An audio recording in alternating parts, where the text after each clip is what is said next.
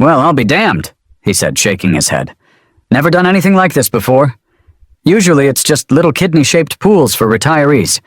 But I like it. It's different." "You're sure about this?" the project manager asked as we reviewed the plans. "This is going to be a lot of pool." "I'm sure," I said, "and I want it to be perfect. Olympic regulation perfect." After a long day battling spreadsheets and enduring endless Zoom meetings, my mind often drifted to one simple, blissful image, sinking into a steaming hot tub, the jets massaging away the tension, the stars twinkling above. It was my ultimate relaxation fantasy, a mini vacation just steps from my back door. I wasn't envisioning some massive, party-sized hot tub, just a small, cozy one, big enough for 2, maybe 4 people. Something simple, tasteful, and utterly therapeutic. All I wanted was a little bit of bubbly bliss, a place to soak away the stress of the day. Nothing extravagant, just a cozy little hot tub where I could unwind under the stars. Apparently, in neighborhood name, that was akin to building a water park, I thought, as I browsed online catalogs, comparing models and features. I imagined myself sinking into the warm, swirling water, a glass of wine in hand, the worries of the day melting away.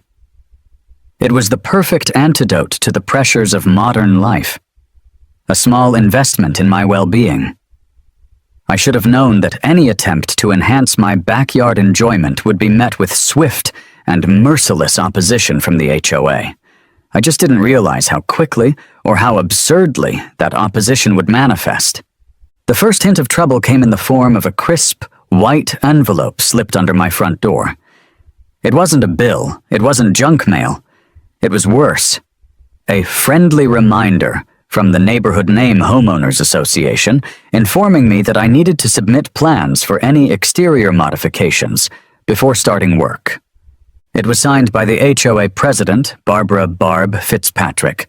Barbara Barb Fitzpatrick.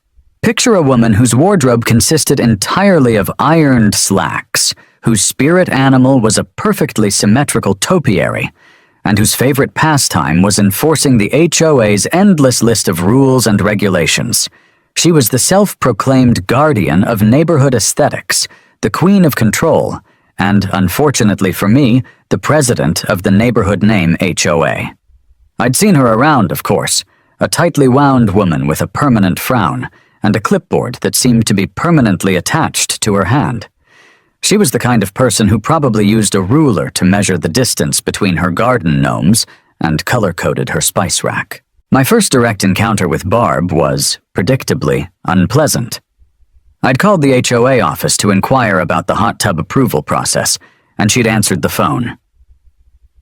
"Mr. Henderson," she began, her voice as cold and brittle as a frozen pond, "I understand you're considering installing a hot tub on your property." She said hot tub as if it were a synonym for biohazard waste container. "That's right," I said, trying to sound cheerful. "Just a small one, for relaxation." "Relaxation?" she scoffed. "Mr. Henderson, hot tubs are unsightly. They lower property values. They are simply not in keeping with the community standards of Neighborhood Name." She said community standards, as if they were some kind of sacred, inviolable code. "We encourage residents to consider more appropriate backyard amenities, like a well-maintained lawn." The HOA meeting was a masterclass in bureaucratic absurdity. The community center's multi-purpose room, with its beige walls and uncomfortable folding chairs, was filled with the usual suspects: the retirees, the busybodies, and the handful of Barb Fitzpatrick's loyal followers, all eager to uphold the sanctity of Neighborhood Name's meticulously crafted mediocrity. Barb, perched at the head table like a queen on her throne, presided over the proceedings with an air of grim determination. The agenda, as always, was a laundry list of petty grievances and absurd regulations. There was a lengthy discussion about the proper placement of recycling bins. Apparently, they had to be completely concealed from view at all times. There was a heated debate about the acceptable color for garden hoses, beige, naturally. And then came the main event, my hot tub. Barb launched into a prepared speech, her voice dripping with disdain. "It has come to the attention of the board," she declared, "that some residents are considering installing hot tubs in their backyards. These water features are a threat to the aesthetic harmony of our community. They're noisy, they're unsightly, and they attract undesirables." She said undesirables, as if hot tubs were somehow magnets for criminals and deviants. I tried to defend myself. I pointed out that many houses in the neighborhood already had pools, which were significantly larger and arguably more unsightly than a small, discreetly placed hot tub. "Pools are different, Mr. Henderson," Barb retorted, her eyes narrowing. "Pools are acceptable. They're traditional. Hot tubs are tacky." She said tacky as if it were the ultimate insult, a word that could shatter glass and curdle milk. My internal reaction was a mixture of annoyance, frustration, and a growing sense of disbelief. Were these people serious? Was a hot tub really such a threat to their carefully constructed world? The discussion that followed was a farce. Barb's loyal followers echoed her complaints, while a few brave souls, mostly those who secretly craved a hot tub of their own, offered hesitant words of support. But the outcome was never in doubt. Barb held the power, and she was determined to use it. The motion to prohibit the installation of all outdoor hot tubs, effective immediately, passed with a near unanimous vote. Barb banged her gavel, a smug smile spreading across her face. The war on hot tubs had been won. I received the official HOA notice a few days later. A crisp white envelope containing a sternly worded letter and a threat of escalating fines. Hot tubs, it declared, were now officially banned in neighborhood name. I stood in my backyard, staring at the empty space where I'd envisioned my cozy little hot tub, a feeling of cold fury rising within me. I could give up, of course. I could abandon my dream of bubbly bliss, surrender to Barb Fitzpatrick's demands, and accept a life of lukewarm baths and HOA-approved conformity, but something inside me rebelled. This wasn't just about a hot tub. It was about principle. It was about the right to enjoy my own property, to pursue my own happiness, without being harassed by a power-hungry, aesthetically obsessed tyrant. If Barb and the HOA were so obsessed with the distinction between pools and hot tubs, then I'd give them a pool. But not just any pool. I'd give them a pool so large, so extravagant, so utterly un-hot tub-like that it would make their perfectly coiffed heads spin, I thought. A new idea, audacious and wonderfully ridiculous, beginning to take shape in my mind. An Olympic-sized swimming pool. It was recreational, wasn't it? It was technically a pool, not a hot tub, and it was, without a doubt, the most gloriously inappropriate response to Barb Fitzpatrick's ban on hot tubs that I could possibly imagine. It was a loophole, a way to exploit the HOA's own illogical rules, a chance to turn their obsession with community standards against them. "Barb Fitzpatrick, you want a war on hot tubs? You've got one. Prepare to be Olympic-sized," I declared internally, a surge of defiant energy coursing through me. The battle lines were drawn, and I was ready to unleash the full force of my aquatic rebellion. My decision to build an Olympic-sized swimming pool in my backyard was not a decision I took lightly. It was a bold move, a potentially disastrous move, and I needed to make sure it was, at the very least, technically legal. So I began my research. I revisited the dreaded HOA bylaws, this time with a specific purpose: to find any loophole, any ambiguity, any vaguely worded regulation that I could exploit. I focused on the sections concerning pools, water features, and backyard recreational amenities. And to my delight, and Barb Fitzpatrick's future dismay, I found nothing. There were rules about pool fencing, pool covers, and even pool chemicals, but there were no rules about pool size. No restrictions on the number of lanes, the depth, or the overall dimensions. My browser history went from best hot tub reviews to Olympic pool dimensions and do I need a permit for a diving board? In record time, I chuckled as I delved deeper into the world of competitive swimming pools. I learned about FINA regulations, the official dimensions of an Olympic-sized pool, 50 meters long, 25 meters wide, and the intricacies of lane dividers, starting blocks, and touchpads. I also researched local building codes, zoning regulations, and permitting requirements, making sure that my project, however absurd, would be fully compliant with all applicable laws. I discovered that as long as I met certain safety standards and obtained the necessary permits, there was nothing to stop me from building a miniature Olympic stadium in my backyard. The HOA had left the door wide open, and I was about to swim through it, in a blaze of chlorinated glory. Building an Olympic-sized pool, I quickly realized, was not a DIY project. I needed professionals. I needed people who understood excavation, concrete, plumbing, and the intricacies of constructing a watertight structure that could hold hundreds of thousands of gallons of water. I started by contacting a local excavation company. The conversation with the owner, a man named Bob, it seems all contractors are named Bob, was interesting. "So you want to build a pool?" he asked, his voice laced with skepticism. "In your backyard?" "That's right," I replied, trying to sound as confident as possible. "An Olympic-sized pool." There was a long silence. "An Olympic-sized pool?" he repeated slowly. "Like, for the Olympics?" "Exactly," I said.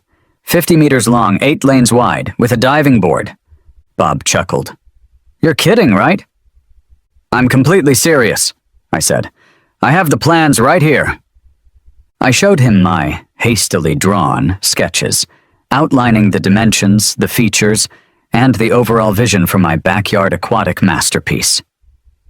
Bob stared at the drawings, then at me, then back at the drawings. His expression shifted from disbelief to amusement to a grudging respect for the sheer audacity of the project. "Well, I'll be damned," he said, shaking his head. "Never done anything like this before. Usually it's just little kidney-shaped pools for retirees. But I like it. It's different." I also hired a pool contractor, a company that specialized in building high-end residential pools. They too were initially bewildered by my request, but they eventually came around, intrigued by the challenge and the potential for bragging rights. "You're sure about this?" the project manager asked as we reviewed the plans. "This is going to be a lot of pool." "I'm sure," I said, "and I want it to be perfect. Olympic regulation perfect." The construction process was, to put it mildly, epic. It began with the arrival of a fleet of heavy machinery, excavators, bulldozers, concrete mixers, and trucks hauling tons of gravel, sand, and steel rebar. My quiet suburban backyard was transformed into a massive construction zone, a chaotic landscape of dirt, noise, and frenzied activity.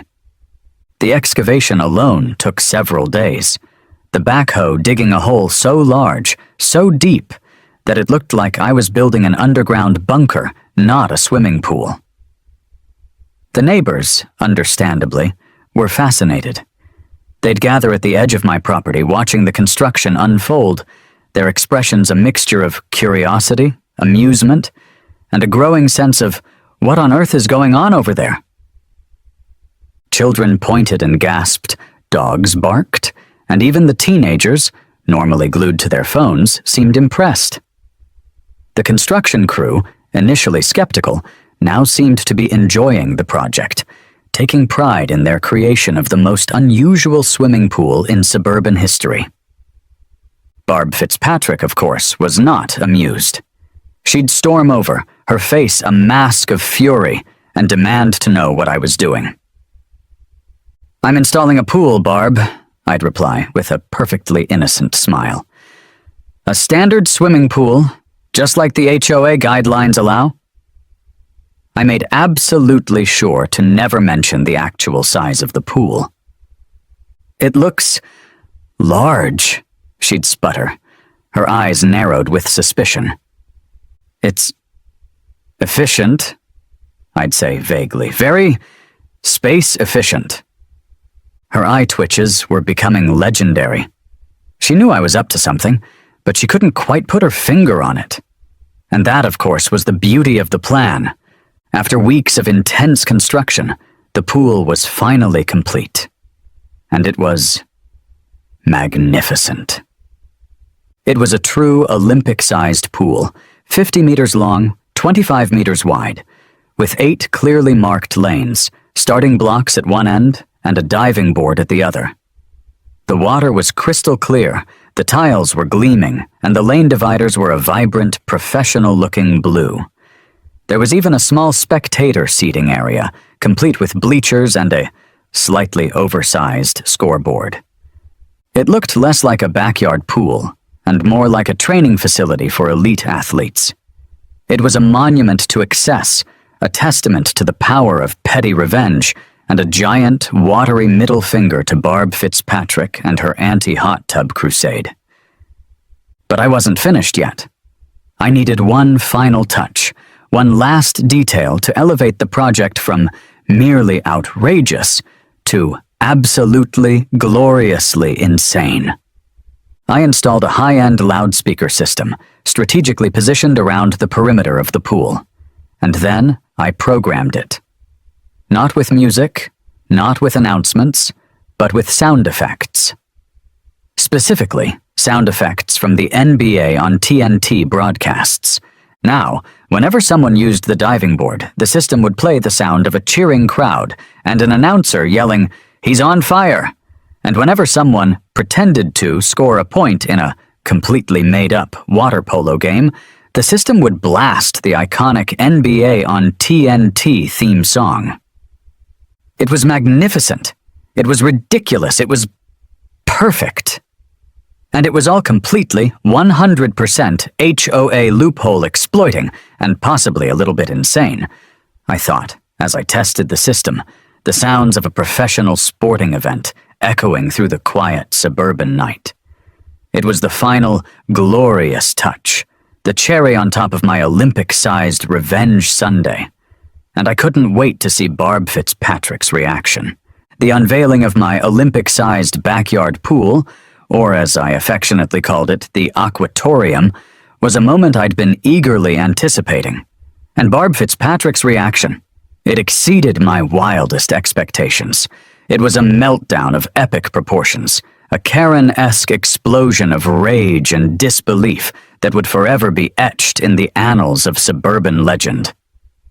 I'd made sure to finish construction just before the weekend, knowing that Barb took a meticulously scheduled property inspection walk every Saturday morning. And, right on cue, at precisely 9 a.m., she rounded the corner, her clipboard clutched tightly in her hand, her eyes scanning for any sign of violation, any hint of nonconformity. And then she saw it, my pool. She stopped dead in her tracks, her jaw dropping, her eyes widening in a mixture of horror and disbelief. She looked like she'd just stumbled upon an alien spaceship landing in my backyard, or perhaps a particularly offensive display of oversized garden gnomes. She took a few tentative steps closer, her head tilted, as if trying to understand what she was seeing. Then, the screaming started. This is unacceptable!" she shrieked, her voice reaching a pitch that could shatter glass and probably set off car alarms. She stormed towards my backyard, her sensible shoes clicking furiously on the pavement, her face a mask of apoplectic rage. "You've turned your backyard into a public swimming facility. It's an abomination." I emerged from behind the diving board, a towel draped around my shoulders, a picture of calm, unruffled composure. "Good morning, Barb," I said, my voice dripping with feigned politeness. "I see you've noticed my new pool. What do you think? I was going for a sporty yet functional aesthetic." "It's an Olympic-sized pool," she roared, her face now a shade of purple that I'd previously only seen on particularly ripe eggplants. "With lane dividers, and a scoreboard, and bleachers." She pointed a trembling finger at each offending feature, as if listing the ingredients of a particularly disgusting potion. "It's a private recreational water feature, Barb," I corrected her gently. "Perfectly within the HOA guidelines. You said hot tubs were unacceptable, but pools were fine. You never specified a size limit, did you?" I tapped my finger on my chin, pretending to think. "I don't recall seeing anything about a no Olympic-sized pool rule." Watching Barb's face contort with rage and disbelief was more satisfying than any hot tub soak could ever be, I thought, struggling to suppress a laugh. She sputtered, she fumed, she threatened, but it was all for naught. The aquatorium was here to stay, and Barb Fitzpatrick was powerless to stop it. It was a moment of pure, unadulterated triumph. A victory for creative loophole exploitation and a giant, watery middle finger to the HOA's obsession with conformity. Barb, predictably, called an emergency HOA meeting, demanding the immediate removal of my aquatic abomination.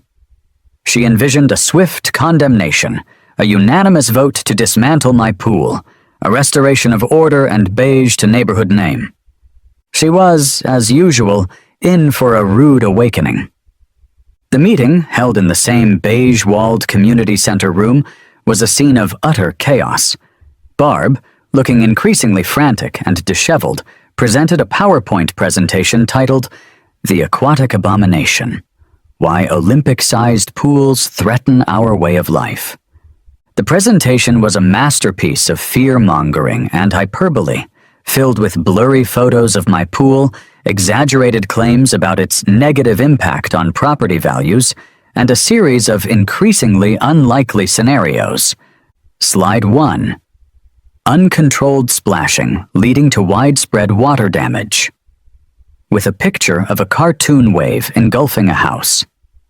Slide 2. Excessive noise pollution from competitive swimming events. With a picture of a sound wave labeled danger. Slide 3. Attracting undesirable elements, professional athletes, to our community. With a picture of a silhouetted figure wearing a Speedo and goggles. Slide 4. The complete and utter destruction of our neighborhood's aesthetic harmony. With a picture of my pool next to a picture of a perfectly manicured, utterly boring beige house. Her arguments were met with a mixture of skepticism, amusement, and outright hostility. The other HOA members, it turned out, were not as enthusiastic about banning Olympic-sized pools as Barb had hoped. Some were secretly impressed by my audacity. Others were simply tired of Barb's constant complaining. And a few, I suspected, were secretly hoping I'd invite them over for a swim. The meeting, which Barb had envisioned as a triumphant return to power, devolved into a chaotic shouting match, with accusations flying back and forth, bylaws being misinterpreted, and Robert's rules of order being completely ignored. Just as Barb was about to launch into another tirade about the dangers of competitive swimming, a new and entirely unexpected element entered the fray. A bus, emblazoned with the logo of the town name high school swim team, pulled up in front of the community center. Out poured a group of teenagers, dressed in team swimsuits and carrying goggles and towels. They were led by their coach, a tall, athletic-looking man with a booming voice. "Excuse me," the coach said, addressing the assembled HOA members. "We're here for our practice session. Mr. Henderson kindly offered us the use of his facility." The swim team, it turned out, had heard about my Olympic-sized pool online, thanks to the viral videos, and their coach had contacted me, asking if they could use it for their training. I'd agreed, of course, seeing it as another opportunity to annoy Barb and solidify my pool's status as a community asset. The swimmers, excited and eager to try out the new pool, filed past the stunned HOA members and headed towards my house, their chatter and laughter filling the community center. Barb, watching this unexpected development unfold, looked like she was about to have an aneurysm. Her carefully constructed world was crumbling around her, her authority undermined by a group of teenagers in Speedos. The coach, noticing Barb's apoplectic expression, turned to her and said, with a cheerful smile, "This is going to be great for our team. We've never had access to a facility like this before. Mr. Henderson is a true community hero." Barbara, desperate to regain control, tried one final, desperate maneuver. She proposed a new HOA rule, a retroactive rule, specifically banning oversized swimming pools and any aquatic structure exceeding standard residential dimensions. But it was too late. The HOA's lawyer, the long-suffering Mr. Henderson, a recurring character in my suburban battles it seemed, explained in excruciating detail that my pool was grandfathered in.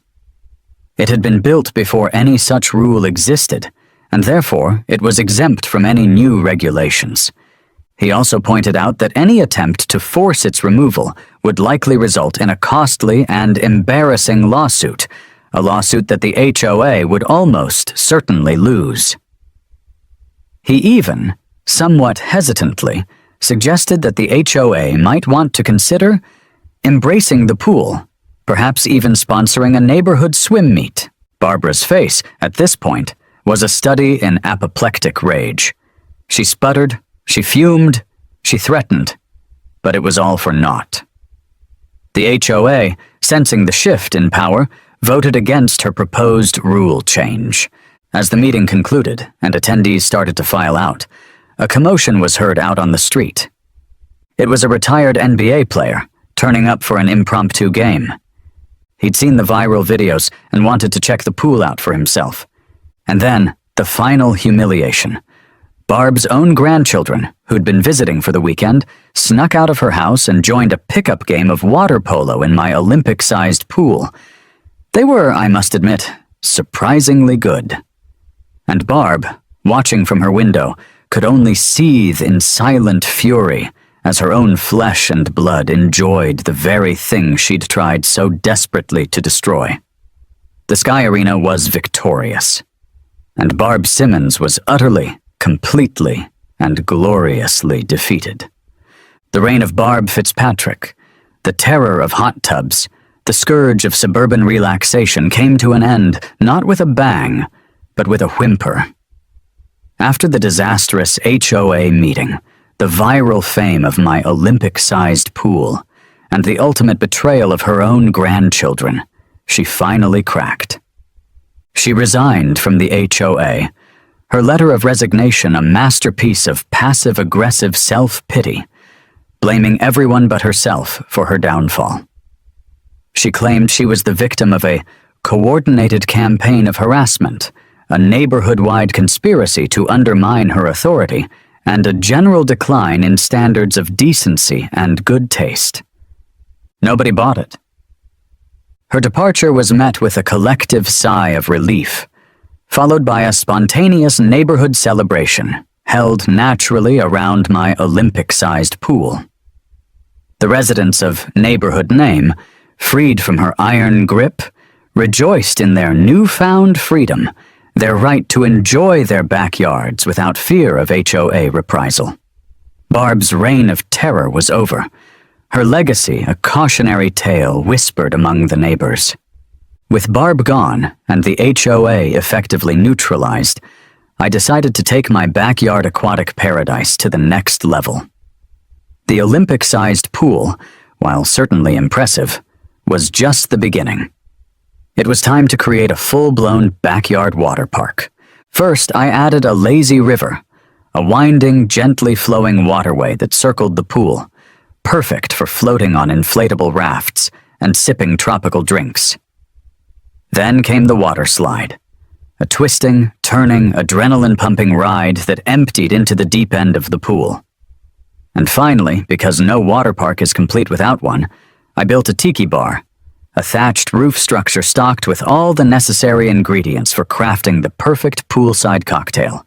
It was the ultimate backyard transformation, a testament to the power of creative escalation and the enduring appeal of water-based fun. My house, once just another suburban dwelling, was now a destination, a mini resort, a place where neighbors could gather, relax, and escape the mundane realities of everyday life. It was a glorious, over-the-top, utterly ridiculous creation, and I loved every inch of it. The expanded pool area didn't go unnoticed. The local newspaper did a follow-up piece, calling Mike a community hero and praising the innovative and fun addition to their town. The Neighborhood Homeowners Association was a shadow of its former self. The new leadership, handpicked by me from the most laid-back and fun-loving residents, was focused on fostering community spirit, not enforcing petty rules. Meetings were now held poolside, HOA dues were used to fund neighborhood parties, and the dreaded violation notices were replaced with friendly invitations to join the next water volleyball tournament. The old rules were disregarded, and so I remained, the undisputed ruler of my backyard water park, the accidental champion of suburban fun. My Olympic-sized pool, once a source of controversy, was now a symbol of victory, a testament to the power of creative rebellion, and a constant reminder of the sweet taste of revenge. It was a warm summer evening. I was floating in the pool on a giant, inflatable throne, a gag gift from my friends, sipping a tropical cocktail and watching the kids splash and play in the lazy river. The tiki bar was buzzing with activity. Neighbors were laughing and chatting, and the NBA on TNT theme song was playing softly in the background. A new neighbor, a young couple who'd just moved in down the street, walked by. "Excuse me," the woman said. "We're new to the neighborhood. We were just wondering, what's the deal with the Olympic-sized pool, and the lazy river, and the tiki bar?" I smiled. "It's a long story," I said, "but the short version is, I had a disagreement with the HOA about a hot tub." They laughed, intrigued. "Well," the man said, "it's certainly impressive." "It is," I agreed, "it is." Who knew that a simple desire for a hot tub and a burning desire for revenge could lead to all this? "I guess sometimes you just gotta build an Olympic-sized pool to find your peace," I thought, as I took another sip of my cocktail, the setting sun casting a golden glow on my watery kingdom. I raised my glass in a silent toast. To the Olympic pool of neighborhood name, may it forever stand as a monument to the triumph of aquatic excess over conformity, and a warning to all future HOA tyrants.